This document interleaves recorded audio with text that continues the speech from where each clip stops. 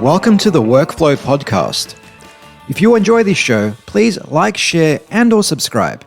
And now, on with the show.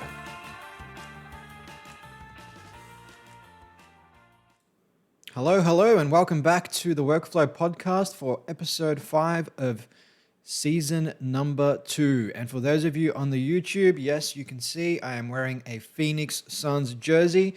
Now, I don't typically wear basketball jerseys when I'm recording podcasts, or I don't typically wear basketball jerseys at all, but as a longtime Phoenix Suns fan, I'm wearing this to celebrate our making the playoffs for the first time in 11 years, and not only that, but beating and knocking the LA Lakers out of the playoffs.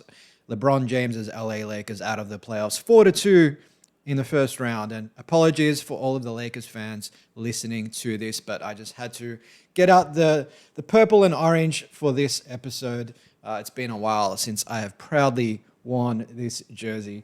So let's get into today's episode. Today we're going to talk all about stress at work and why paradoxically we can all benefit by actually trying to embrace negative emotions rather than trying to suppress them or escape them. We could actually benefit from embracing them. But we're going to talk more about workplace stress, what it is, where it comes from, and the various ways we can deal with it today. So given that on average, about 50% of people in any developed country experience workplace stress, I think this is definitely going to be of value for you. So let's get right into it. Now, I did say 50% in the developed world. That number is as high as 80% in the United States. It's about 50% in Australia, 50% in places like France, 60% in Germany, and about 40 to 50% in the UK as well. So obviously these numbers indicate that at least 1 in every 2 people you meet will be experiencing some semblance of workplace stress. But that word stress, it gets thrown around a hell of a lot. So what is it? According to the American Psychological Association, there are 3 types of stress. Now, there's acute stress, which commonly occurs throughout our days. It's infrequent. It usually lasts for short periods of time. But acute stress can actually help us focus, improves our alertness, and helps us do great work. Acute stress isn't necessarily what we're talking about when we say people experience workplace stress, and it is physically debilitating and mentally debilitating. So that's acute stress. And there's episodic acute stress, which is more frequent forms of acute stress experienced typically by type A personalities, people who are always worrying. And I believe it was Mark Twain who said this, but I could be wrong. You know, worrying is like paying a debt you don't owe. But some people tend to constantly focus on worry and tend to want to have absolute control over every situation. And of course, that sets us up for a lot of anxiety and disappointment. And the third type of stress, which is really the kind of stress we want to be looking out for and trying to regulate and best avoid, is chronic stress. Now, this is, of course, the most harmful type of stress. This is a byproduct of repeated abuse in any form, and it can show up when we're unemployed, if we have dysfunctional families, poor work environments, if we abuse substances, if we have an unhappy marriage. All of these factors over an extended period of time can cause significant chronic stress, which can give us a really negative grey worldview, one that can precede depression as well as suicide. So what is stress? I mean, we've got some definitions there, some broad brush definitions, but how does stress actually show up in the body? Well, as I've touched on previous episodes, that threat detection or threat detecting part of the brain, the amygdala, perhaps the most primitive part of the brain, or one of the most primitive part of the brains, it will first detect a moment of stress. It will send a distress signal to the hypothalamus and release adrenaline into the body. Now, of course, this can be a good thing. At this point, when we're experiencing acute stress, we've got adrenaline, as I've touched on in previous episodes. You know, when you go for a run, when you get some sunlight, certain types of activities will release noradrenaline, which will help you focus. So at this point, there's a moment of stress. Perhaps it's sitting down to do a difficult piece of work. There's a bit of adrenaline that's been released by the hypothalamus, and this will then increase our heart rate and our breath rate. It will use up glucose and fat stores for energy, depending on what our sort of makeup is in our body at that period of time. And I mean, if we've been fasting for 24 hours, it's probably going to use fat stores because there's probably not much glucose left for the body to use as energy. And at this point, your body or your brain will release cortisol, which is the primary stress hormone. So there's a domino effect there, kicking off with the amygdala, noticing the threat, the hypothalamus releasing the adrenaline into the body, this increasing our heart rate and breath rate, using glucose or fat for energy, and ultimately releasing that stress hormone, cortisol. And as I've touched on, I mean, acute stress can be a good thing. It was way back in 1908 when the Yerkes-Dodson law was penned. And this was penned by, surprise, surprise, Robert M. Yerkes and John Dodson, who just so thought they'd name this after themselves, which is very common in the sciences. But basically, they penned this curve, which you can see if you're on the YouTube. And the curve essentially looks like a bell curve, and it shows that there is a relationship between pressure and optimum performance. And essentially, the midpoint is where you have that optimum arousal. So I've previously referred to this as the inverted U curve. When you get to the center of that curve, at the intersection of optimal arousal and optimal performance or strong performance, that's where you want to be. But too much arousal results in strong stress, anxiety, and impaired performance. Not enough arousal results in fatigue and sleepiness. Now, this is kind of like the flow state. I mean, if you want to trigger the flow state, doing tasks that are just slightly beyond your level of capability is more likely to get you to the flow state. But if they're way beyond your level of capability, that's going to impair your performance. You're going to get disgruntled. It's going to trigger stress, the wrong kind of stress. And yeah, you're just going to suck at it. And if it's way too easy for you, well, you'll just get bored and you'll want to do something else. So this optimal arousal point, or the Yerkes-Dodson law, really shows up in all sorts of things.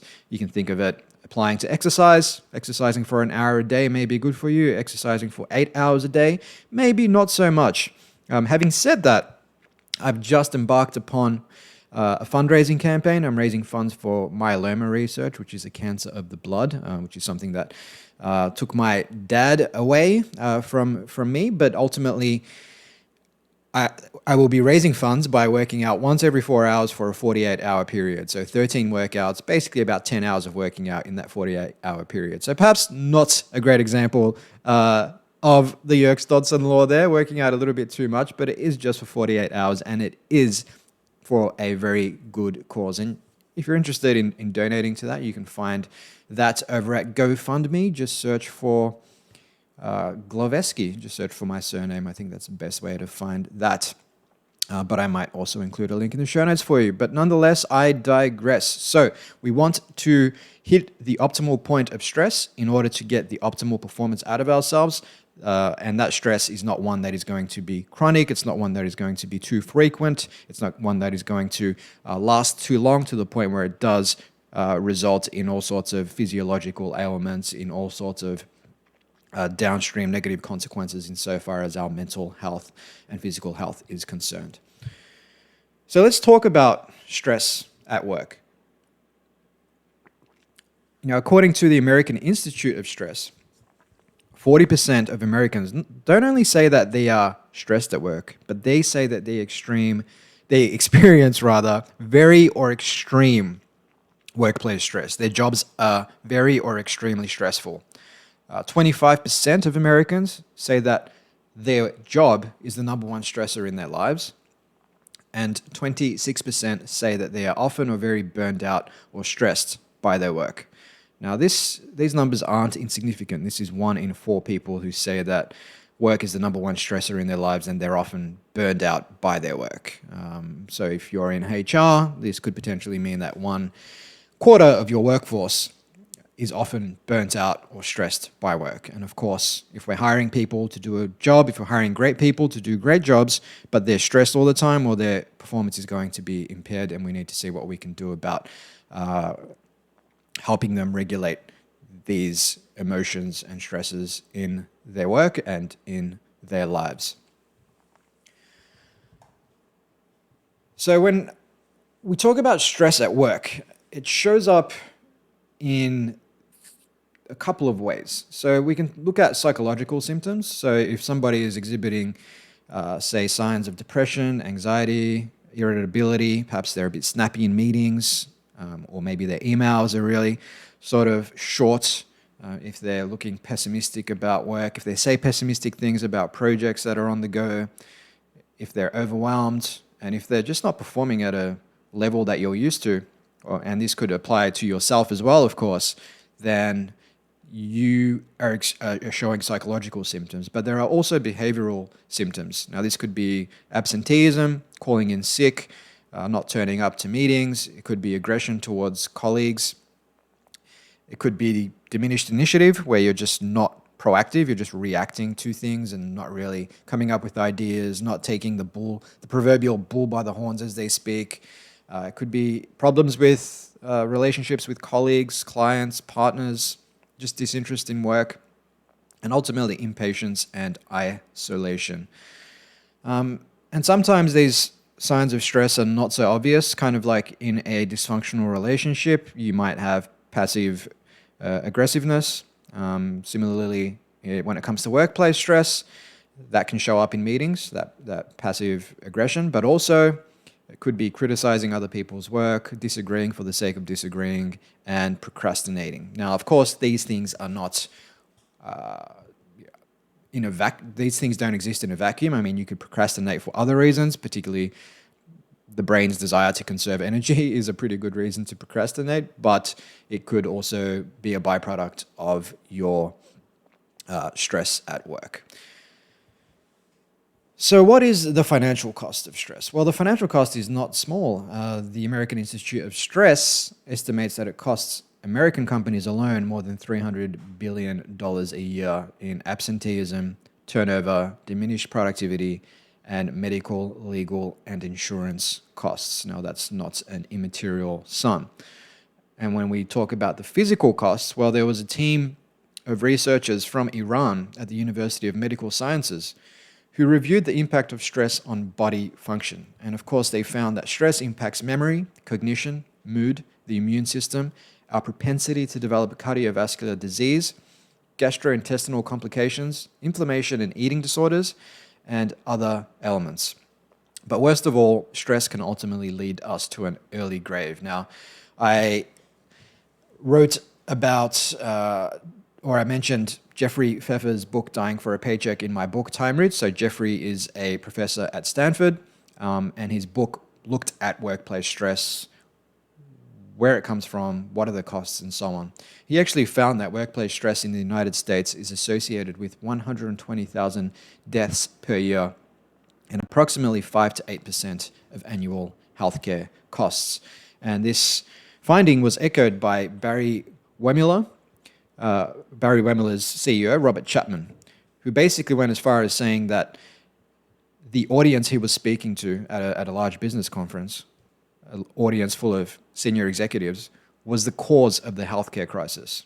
So imagine standing in front of thousands of other CEOs and saying, we are the cause of the healthcare crisis. Now, I don't know how true that is. I mean, 5 to 8% of healthcare costs is significant, but at the same time, there are other causes of the healthcare crisis, but work is definitely one of them. And as we saw earlier, it is the main stressor in a quarter of Americans' lives and often leaves them feeling burnt out.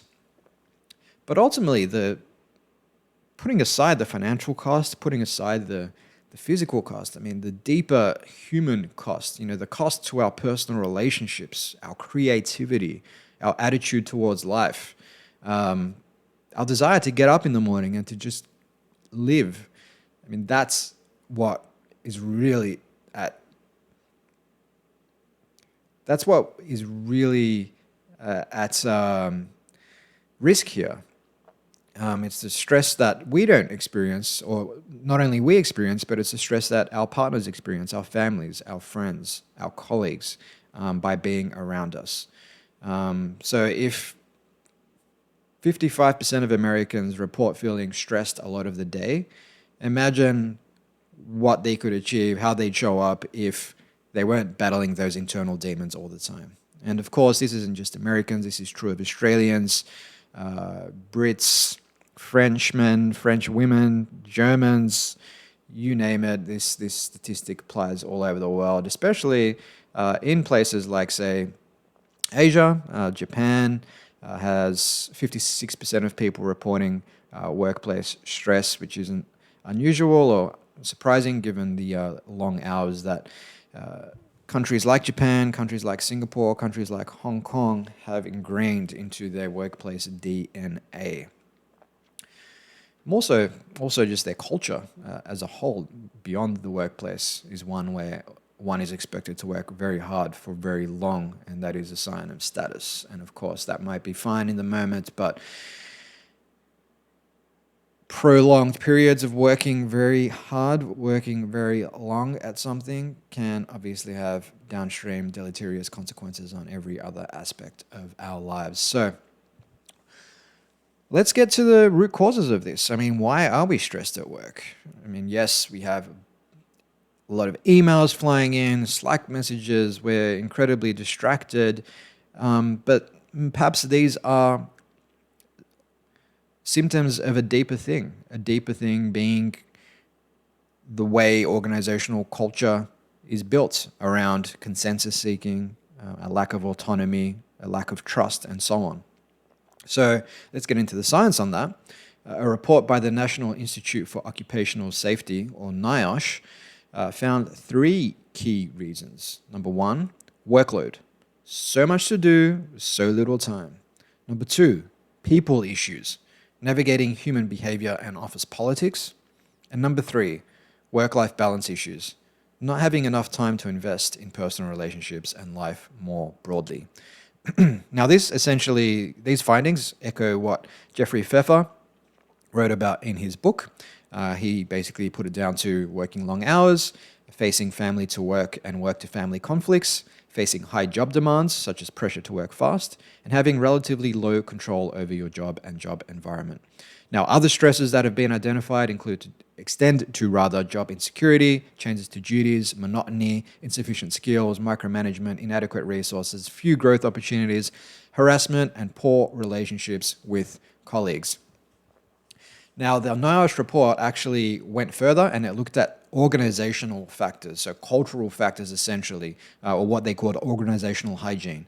And this is where the underlying root causes really come out. So they identified 1, the design of tasks. So heavy workload, long hours, few breaks and shift work, monotonous tasks with little sense of control.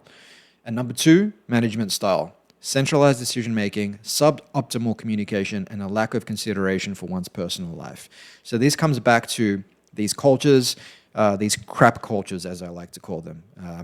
Now, that's an acronym for consensus seeking, hyper-responsive employees, hyper-available employees, and process paralysis, which ultimately points to a lack of trust, a lack of control, and a lack of autonomy in deciding how we work, what we work on, and so on. So a lack of control is essentially a key contributing factor to workplace stress.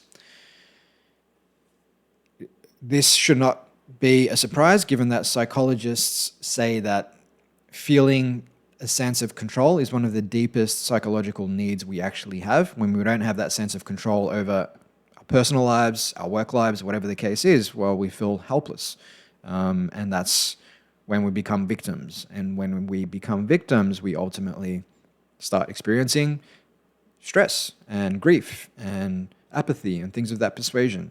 I mean, when you feel empowered, when you feel like you're in control of something, well, then you are in a higher state of consciousness where you're operating on courage, you're operating on conviction, you're operating with hope, like all these more positive emotions. But when you don't have that, it's grief, it's apathy, it's negativity, it's all these other things. So I actually wrote an article about this for Harvard Business Review recently called Stop Sabotaging Your Workforce, which really hones in on the control and autonomy factor. So if you just search for Stop Sabotaging Your Workforce in Google, I'm sure it will be the first thing to pop up. It's over at HBR's website. So if you want to read a little bit more about that, you can do so over there. But yeah, we don't have that sense of control, or a lot of people today don't have that sense of control when it comes to their work. They're quite used to sitting down at their desks the whole day ahead of them to get stuff done, and they open their calendar and lo and behold, half their day is gone because other people have just booked time in there. They've been dragged to meetings. They open their inbox and there's 50 emails waiting for them to respond to, 50 very supposedly important emails that absolutely have to be responded to. Because inbox zero is absolutely everything today, even though it is just a badge of honor that suggests we are prioritizing other people's goals ahead of our own. So what do we do about this? I mean, there's cultural issues at play here which take time to shift. And if I am an employee at a large organization listening to this, I'm probably thinking, well, what do I do about that? Do I just quit my job and go somewhere else? Well, perhaps that could be one path. I mean, if there are greener pastures for you to pursue where you do have greater control and autonomy over your work. I mean, organizations like Netflix espouse low process or minimum viable process so that their people who they pay top dollar to do great jobs are actually empowered to make decisions and take action and not have to seek consensus every time they try to do something. So that is perhaps one path of action. But the other path of action would be taking the Stoic path, which is focusing on what you can control. Now, whether it's the Stoic philosophers of ancient Rome, whether it was the Buddhist teachings, I mean, they ultimately tell us to focus on what we can control, not what we can't control, because one leads us to an empowered state, one leads us to a victim state. And it's interesting too, because in the West, when we say the word freedom, we typically think of it in terms of freedom from things, like freedom from work we don't want to do, for example, and freedom to do things, freedom to go on a holiday, freedom to do work we like to do, freedom to spend time with people we want to spend time with, and things of that persuasion. But we typically forget about one of the key, perhaps Eastern tenets of freedom, which is freedom from the mind. Because you might be financially successful, you might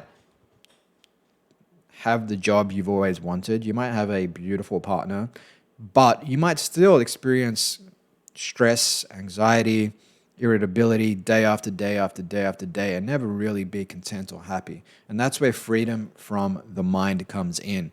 And Buddhism ultimately teaches us that attachment to desire is the root of suffering. And that desire can show up in myriad ways, but ultimately it's a desire for things to be as we think based on our programming, our upbringing, our past experience, everything we've been through up until this point. It's based on how we think things, quote unquote, should be. And when things aren't in a perfect alignment with that should be, well, that basically sets us up to feel like shit, to feel like we're not good enough, to feel like we need to work harder, we need to do better, and we'll never be happy until we have that perfect life in alignment with our self-imposed should be. But when we let go of that attachment to desire, as Buddhist teachings tell us, when we move from should be to what is, and we totally accept what is in the moment, we create the space for peace to arrive.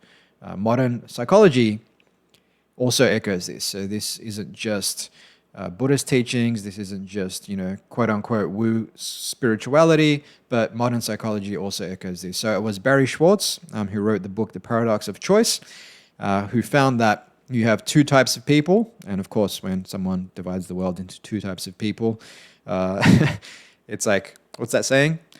There are two types of people in the world, those who divide the world into two types of people and those who don't. But nonetheless, Barry Schwartz divided the world into two types of people. One, satisficers, Who once commit to a choice, they are fully committed, and they go all in.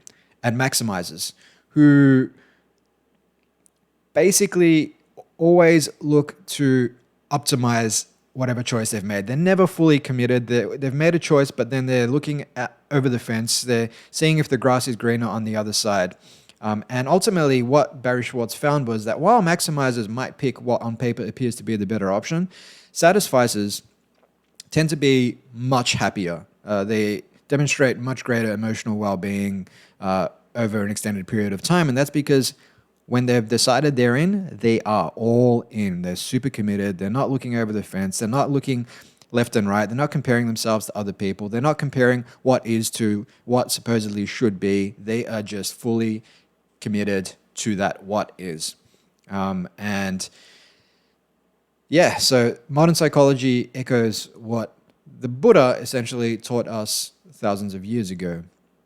And more recently, Viktor Frankl, who wrote Man's Search for Meaning. So Viktor Frankl, if you're not aware, he basically survived the brutality of the Nazi concentration camps during World War II.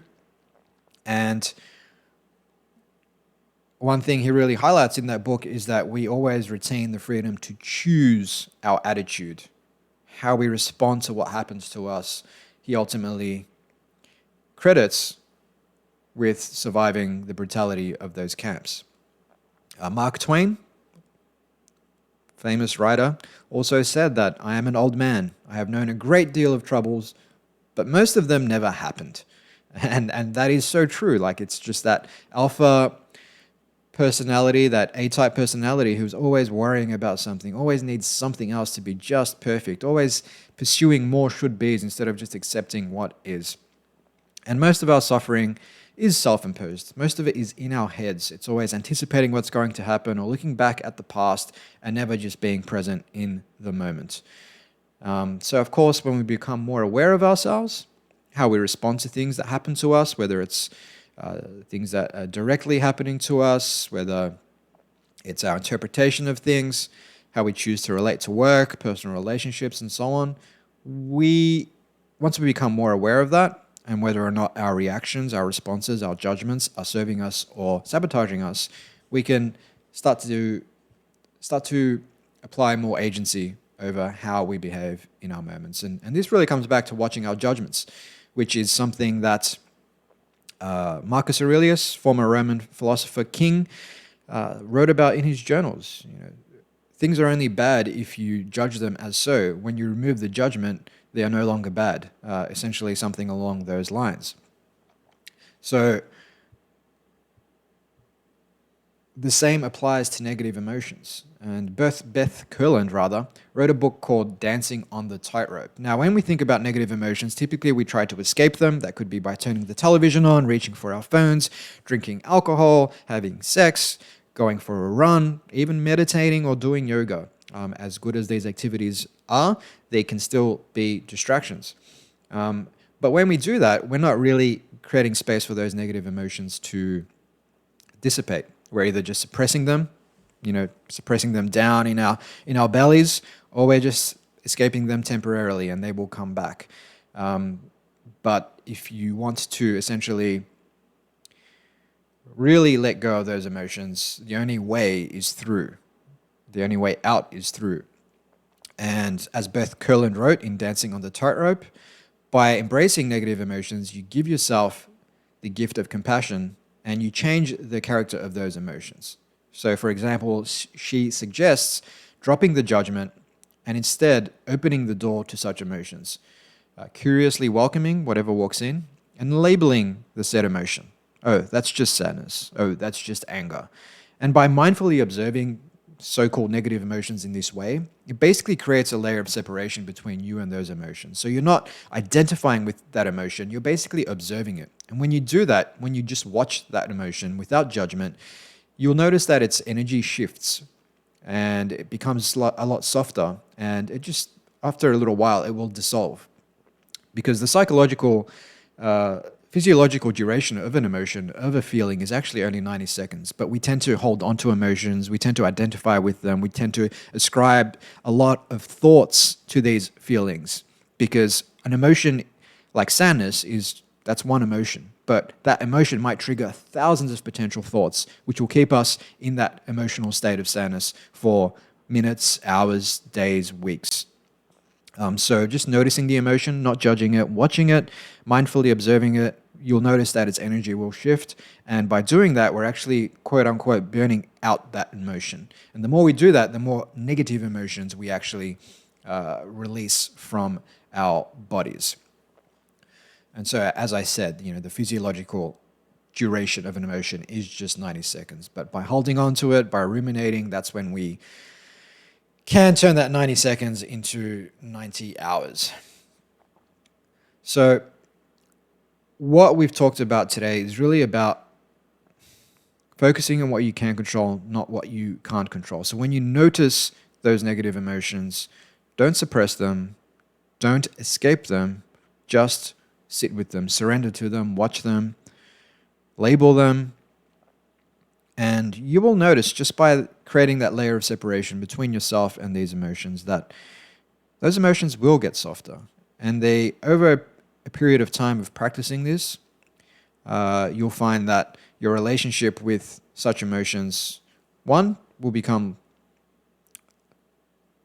less frequent, but two, will also become more positive, because the more you notice these things in the moment, the more you will be in tune with them, the more you'll be able to know that these emotions are just a part of life, kind of like a river flowing. They come and go, kind of like sights, sounds, physical sensations in the moment. They come and go. You really have no control over the next thought. It will just appear, as will the next feeling oftentimes.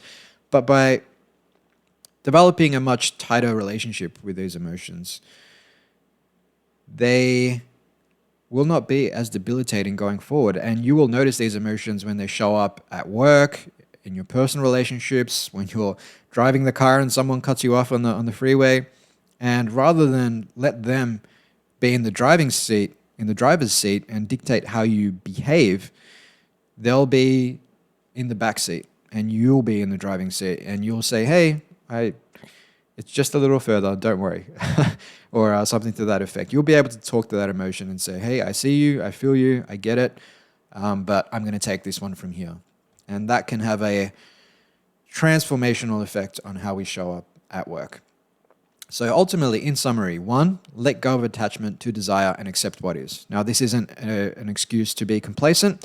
We can still be fully present in the moment while we are becoming something else, who we want to be. But it's really about accepting where we are on that journey rather than constantly comparing ourselves to our perfect idealized version of what should be, which oftentimes is rooted in the ego and oftentimes is based on what other people want for us, or what we think other people want for us, or what we think will make us accepted by society. But really, if we accept and truly love ourselves regardless, truly love ourselves unconditionally, then we don't need to do things to validate our egos or our sense of self, because we will already know that we are enough. So 1, let go of attachment to desire and accept what is. 2, observe thoughts mindfully. Call them what they are, as I said. Watch them. Don't judge them. They're not bad. They're not good. They just are. And don't identify with them. Just create that layer of separation. Number 3, live in accordance with your enough, not someone else's. Kind of echoing what I said a moment ago, but ultimately taking the time to really reflect on, hey, am I living life in accordance with my version of enough? Or am I just playing out my parents' wishes for me, or society's wishes for me, and so on? Number 4, accept that one can't feel highs without also feeling the lows too. Now, this is something that Friedrich Nietzsche wrote about. He said that, you can't feel real happiness without feeling real sadness, because it's the lows that help us appreciate the highs. I mean, just yesterday I fasted for 20 hours, and the food I ate after that fast it tasted a hell of a lot better than it does if I had not been fasting.